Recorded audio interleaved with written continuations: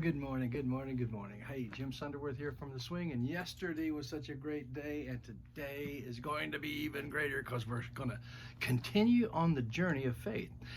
And we talked about how God pursued Jacob and how that Jacob found him, that he was asleep on the rock. And we talked about that quite extensively. But you got to realize after that, and always be reminded that Jacob was, after all these years, here he is 70 years old, and this is his first real encounter with God. I mean, this is his conversion. We talked about that, and then we talked about how that the Lord was going to be his presence with him all the time, and he was going to provide for him, be with him, keep him, bring him, never leave him. And basically, and I told you that's my story too. When I realized that God was going to take care of me also. There's that transfer of dependence from your past. Jacob had always depended. We talked about it. Jacob always depended on his mom and dad. He lived around the house. Didn't even have a girlfriend basically. He was 70 years old, single, and here he is out on his own. Okay, so now we find Jacob.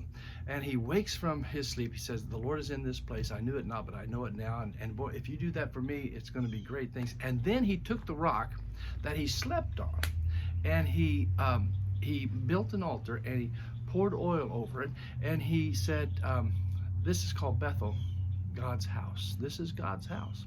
Will always be. He'd come from Beersheba, gone about 50 miles, and now he's found a place where it was going to be God's house. He'll always remember that, and in the future we'll be talking about when he comes back to it. But right now on his journey, he's leaving, and so he leaves and he heads for the place of Haran, which is about 450 miles from where he is right now.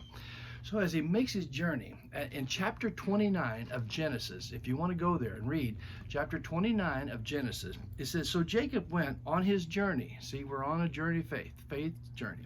And he said, and he came to the land of the people of the east, and he looked and he saw a well in the field, and behold, there was 3 flocks of sheep lying by it, and out of that well they watered the flocks. A large stone was on the well.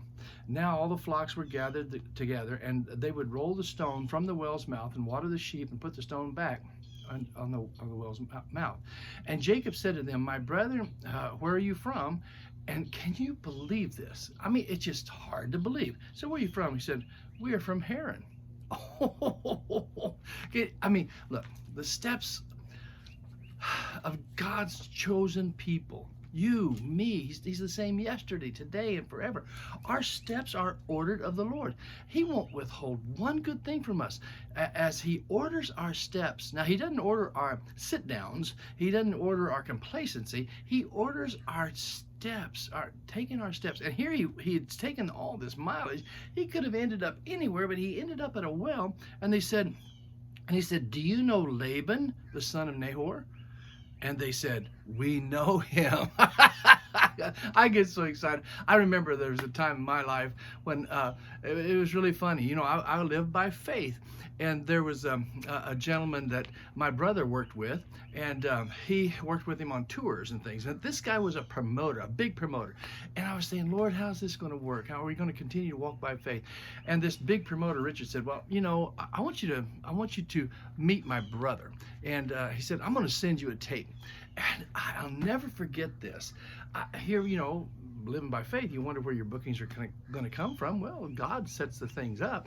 But anyway, this guy, Richard, my brother, sent him a tape. And at that time, they had tapes that would play when somebody called.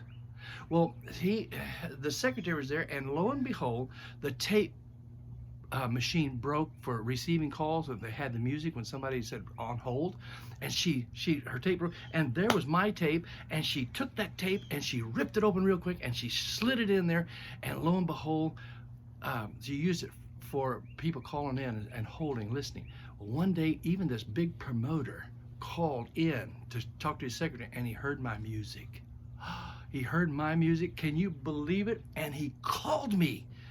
And he didn't call me to make bookings for me. He called me because he had a spiritual need, and one of the songs that he had heard on that whole tape ministered so much to him. We sat on the phone. I got to pray with him, and he said, this was a divine appointment. Jim, you don't know what this means to me. And he said, I thank you so much.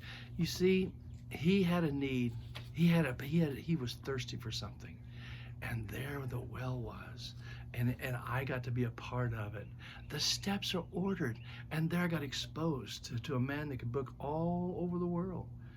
We didn't do much booking, but I guarantee you one thing: we had a divine appointment. He was ministered to, and I was ministered to. God orders our steps.